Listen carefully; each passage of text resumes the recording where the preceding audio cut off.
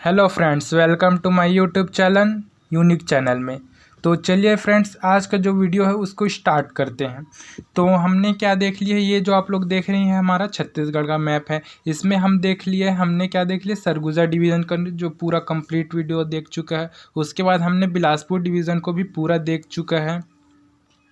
उसके बाद हम जो दुर्ग डिवीज़न में आ गए थे, तो आप लोग यहाँ से देख लीजिए दुर्ग डिवीज़न कहाँ पे है एग्जैक्ट। तो ये जो आप लोग देख रहे हैं ये वाला हमारा दुर्ग डिवीज़न है। और यहाँ पे हमने जो कबीरधाम जिला है उसको भी हमने देख लिया है और कंप्लीट भी कर चुका है पिछले वीडियो में। अगर आप लोग नहीं देखे होंगे तो आप लोग देख सकते हैं मेरे चैनल पर जाकर। तो उसके बाद हम जो आज देखेंगे वो कौन सा ज़िला रहेगा, हमारा राजनांदगांव ज़िला रहेगा। ठीक है, तो चलिए गाइस स्टार्ट करते हैं हमारा राजनांदगांव ज़िला को। तो चलिए फ्रेंड्स, आ जाते हैं हम राजनांदगांव ज़िले के मैप में।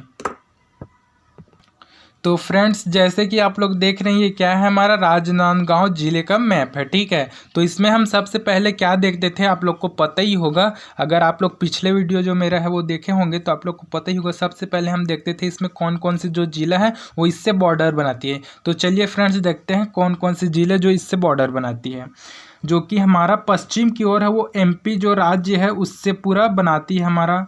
ठीक है, जो एमपी राज्य है उससे हमारा पश्चिम की ओर बनाती है सीमा। उसके बाद जो ऊपर की ओर है वो कबीरधाम जिले से बनाती है। आप लोग यहाँ से देख सकते हैं कबीरधाम जिला से बनाती है। उसके बाद हमारा जो पूर्व ओर है उससे वो कौन सा जिला है, बेमेतरा जिला। उसके बाद दुर्ग जिला भी आ जाता है। उसके बाद बालोद जिला भी आ जाता है। उसके बाद ये हो गया हमारा पूर्व साइड को हमने देख लिया। उसके बाद जो नीचे की ओर बनाती है वो कौन से जो है जिला से बनाती है, कांकेर जिले से बनाती है। आप लोग यहाँ से देख सकते हैं। फिर हम देखते थे इसमें जो नेशनल हाईवे है उसको भी हम लोग देख लेते हैं कहाँ पे है। तो नेशनल हाईवे जो कि एमपी से आती है या फिर मध्य प्रदेश से जो आती है NH-53। ठीक है, NH-53 मध्य प्रदेश से आती है। फिर आ जाती है हमारे राजनांदगांव से होते हुए निकल जाती है हमारे दुर्ग जिले में जो है वो निकल जाती है। ठीक है, तो ये हमने देख लिया हमारा जो वो बॉर्डर बनाती है उसको भी देख लिया। उसके बाद हमने नेशनल हाईवे को भी हमने कंप्लीट कर लिया। तो चलिए गाइस आ जाते हैं हमारे नेक्स्ट टॉपिक पे। वो कौन सा है, हमारा प्रशासन। ठीक है, तो प्रशासन चलिए देखते हैं क्या क्या चीज़ें हैं प्रशासन में। आप लोग को पता ही होगा, हम देखते थे तहसील देखते थे, ब्लॉक देखते थे। उसके बाद डिस्ट्रिक्ट हेडक्वार्टर देखते थे या फिर जिला मुख्यालय बोल सकते हैं आप लोग। उसके बाद नगर निगम भी देखते थे। ठीक है, तो चलिए देखते हैं। तो तहसील यहाँ पे कितने, 10 तहसील हैं, आप लोग यहाँ से देख सकते हैं। ठीक है, और ब्लॉक कितने हैं, यहाँ पे 9 है। ठीक है, और उसके बाद जो डिस्ट्रिक्ट हेडक्वार्टर है वो इस जिले का कौन सा है, हमारा राजनांदगांव है। ठीक है, जिला मुख्यालय हमारा कौन सा है, राजनांदगांव जिला है। उसके बाद हमारा नगर निगम कौन सा है, वो भी क्या है, हमारा राजनांदगांव ही हमारा नगर निगम भी है। तो चलिए फ्रेंड्स देख लेते हैं मैप में कि कहाँ कहाँ पे तहसील 10 है और कौन से ब्लॉक जो है 9 है, उसको हम लोग मैप में एक बार देख लेते हैं। तो फ्रेंड्स ये क्या है, हमारा राजनांदगांव जिले का मैप है। ठीक है, तो इसमें हम देखते हैं तहसील और ब्लॉक को। तो चलिए स्टार्ट करते हैं। तो सबसे पहले है हमारा गढ़ई है। ठीक है, ये गढ़ई क्या है, सिर्फ हमारा तहसील है। आप लोग ध्यान दीजिएगा, ये सिर्फ क्या है, हमारा तहसील बस है। उसके बाद छुई खदान है। ठीक है, ये छुई खदान क्या है, हमारा सिर्फ ये हमारा दोनों है। ठीक है, तहसील और ब्लॉक दोनों है, छुई खदान। उसके बाद खैरागढ़ है, ये हमारा तहसील ब्लॉक दोनों है। उसके बाद डोंगरगढ़ है, ये हमारा, ये भी क्या है, हमारा तहसील ब्लॉक दोनों है। उसके बाद छुरिया है, ये भी हमारा तहसील ब्लॉक दोनों है। उसके बाद राजनांदगांव है, ये भी हमारा तहसील ब्लॉक दोनों है। और यही हमारा जिला मुख्यालय भी राजनांदगांव है और इस जिले का नगर निगम भी हमारा राजनांदगांव जिला ही है। ठीक है, ये हो गया। उसके बाद हम आ जाते हैं हमारे नेक्स्ट टॉपिक पे। वो क्या है, हमारा डोंगरगांव। ठीक है, ये क्या है, हमारा तहसील और ब्लॉक ये दोनों हैं। जो डोंगरगांव है वो क्या है, हमारा तहसील और ब्लॉक दोनों है ये भी। उसके बाद हम आ जाते हैं हमारे नेक्स्ट कौन सा है, नेक्स्ट अंबागढ़ है, ये क्या है, हमारा तहसील और ब्लॉक दोनों है, अंबागढ़ जो है। उसके बाद मोहला है, ये भी हमारा तहसील और ब्लॉक दोनों है। उसके बाद है हमारा मानपुर, ये हमारा तहसील ब्लॉक दोनों है ये भी। तो चलिए फ्रेंड्स गिन लेते हैं तहसील कितने हैं, उसके बाद हम गिनेंगे ब्लॉक्स को। तो चलिए स्टार्ट करते हैं तहसील को। 1 2 3 4 5 6 7 8 9 10। तो जैसे कि हमने पहले देखा है 10 जो है हमारे तहसील इस ज़िले में है, राजनांदगांव ज़िले में। और ब्लॉक कितने हैं उसको भी देख लेते हैं। 1 2 3 4 5 6 7 8 और ये वाला छूट गया था वो क्या है 9 हमारा। तो ये हो जाता है 9 जो ब्लॉक हमने देख लिया हमने। तो चलिए फ्रेंड्स आगे आ जाते हैं हमारे वीडियो में। तो आप लोग देख ही चुके हैं, ठीक है। तो चलिए हमारा आगे क्या चीज़ें हैं, आगे है हमारा हिस्ट्री। तो हिस्ट्री में हम क्या देखते थे, गठन देखते थे और ये जो पेरेंट डिस्ट्रिक्ट है उसको भी देखते थे। पेरेंट डिस्ट्रिक्ट यानी कि मातृ जिला इसका, ठीक है। तो गठन ये कब हुआ, ये जो राजनांदगांव जिला वो कब बना है हमारा 1973 में इसको बनाया गया है, ठीक है फ्रेंड्स। तो इसको 1973 में बना गया है। और जो इसका पेरेंट डिस्ट्रिक्ट है या फिर मातृ जिला बोल सकते हैं आप लोग, वो कौन सा है हमारा दुर्ग है। तो ये राजनांदगांव जिला है वो किससे अलग होकर बनी है, दुर्ग जिले से जो है हमारा अलग होकर क्या बनी है, राजनांदगांव जो जिला है वो हमारा बनी हुई है, ठीक है। उसके बाद आ जाते हैं हम ज्योग्राफी पे या फिर भूगोल बोल सकते हैं आप लोग। तो इसमें रॉक क्या मिलता है, रॉक या चट्टान बोल सकते हैं आप लोग। रॉक क्या मिलता है, कडप्पा चट्टान मिलता है, ठीक है। और खनिज यहाँ क्या प्राप्त होता है हमको, लाइमस्टोन मिलता है, ठीक है। उसके बाद रिजर्व का कौन कौन सा जगह में यहाँ पाया जाता है, या भंडारण बोल सकते हैं या फिर रिजर्व बोल सकते हैं आप लोग। तो चलिए देखते हैं कौन कौन सा जगह है जहाँ से हमको प्राप्त होता है ये लाइमस्टोन या चूना पत्थर, ठीक है। तो सबसे पहले भाटा गांव है, उसके बाद चार भाटा है, उसके बाद बलौद रेमंडवा है, उसके बाद जगमड़वा है, उसके बाद टेकापार है, उसके बाद कलकशा है, ठीक है। तो इन सब जगहों से क्या हमको प्राप्त होता है, जो लाइमस्टोन है या फिर चूना पत्थर ये हमको प्राप्त होता है इन सब जगहों से। आप लोग देख लीजिएगा फ्रेंड्स। और अगर आप लोग को नहीं दिख रहा होगा तो ये जो है मैं ऐसे कर देता हूँ तो आप लोग को ये जो है दिख रहा होगा। तो चलिए फ्रेंड्स अब आ जाते हैं हमारे आगे के टॉपिक्स पे। तो आगे क्या चीज़ें हैं उसको देख लेते हैं हम। तो आगे आप लोग देख सकते हैं, आगे है हमारा पर्वत, ठीक है। पर्वत के बाद है रिवर, उसके बाद है हमारा वाइल्ड लाइफ पार्क, ठीक है। तो सबसे पहले देखते हैं पर्वत फ्रेंड्स। तो पर्वत में कौन कौन सी पर्वत है, यहाँ पे कुलझारी है और पानाबरस है, ठीक है। यहाँ पे दो पर्वत हैं, कुलझारी और पानाबरस। और तीन पर्वत डोंगरगढ़ के पास में ही है।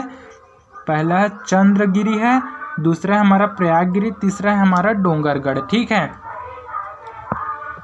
तो फ्रेंड्स जैसे कि हमने क्या देखा यहाँ पे तीन पर्वत जो है डोंगरगढ़ के पास में है।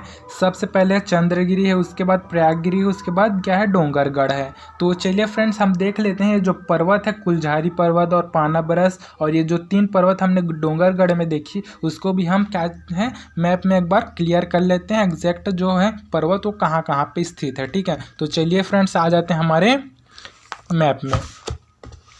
तो फ्रेंड्स जैसे कि आप लोग देख रहे हैं ये क्या है, हमारा राजनांदगांव जिले का मैप है। तो इसमें हम जो है पहाड़ को देखने वाले थे। तो चलिए स्टार्ट करते हैं हमारा पहाड़ को।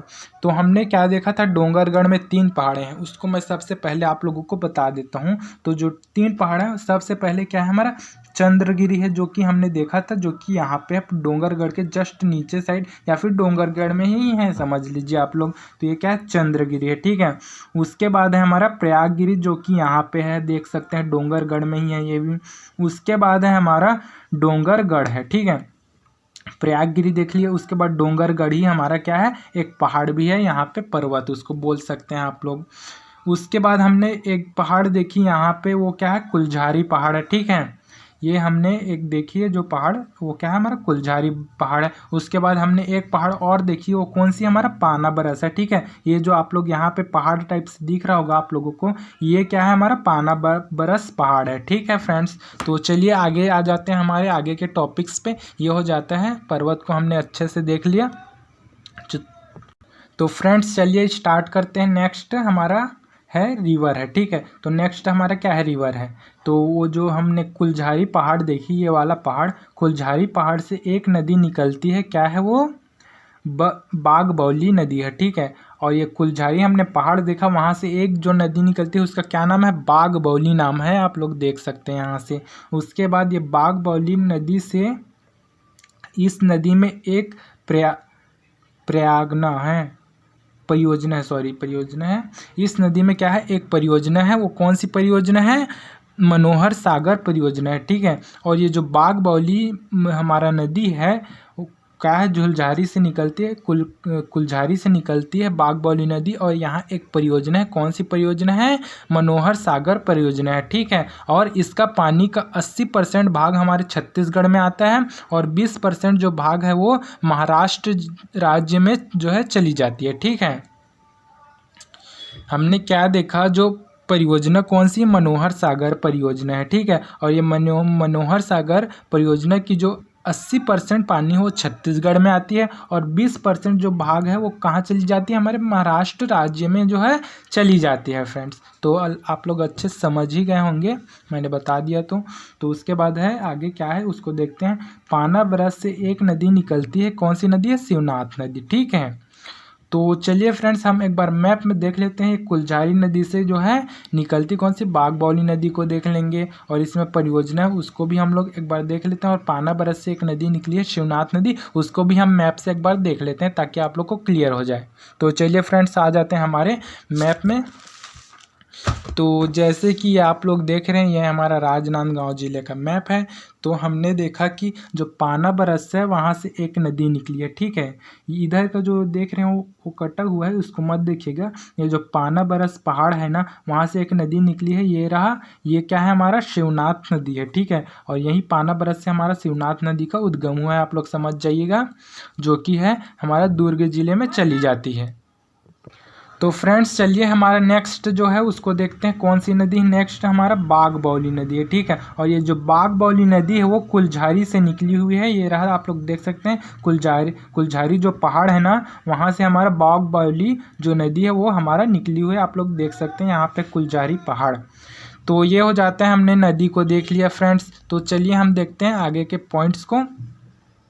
तो एक और नदी है उसको भी मैं बता देता हूँ आप लोगों को, जो कि यहाँ पे है, एक है हमारा जो मोहला से नीचे की ओर आती है, उसके बाद है हमारा कोटारी नदी है, ठीक है। ये वाला आप लोग ध्यान दीजिएगा। और ये जो नदी है कांकेर जो जिला है वहाँ चली जाती है। तो चलिए फ्रेंड्स हम आ जाते हैं हमारे वापस हमारे जो आगे के टॉपिक्स देखने हैं हमको, उसमें हम लोग आ जाते हैं।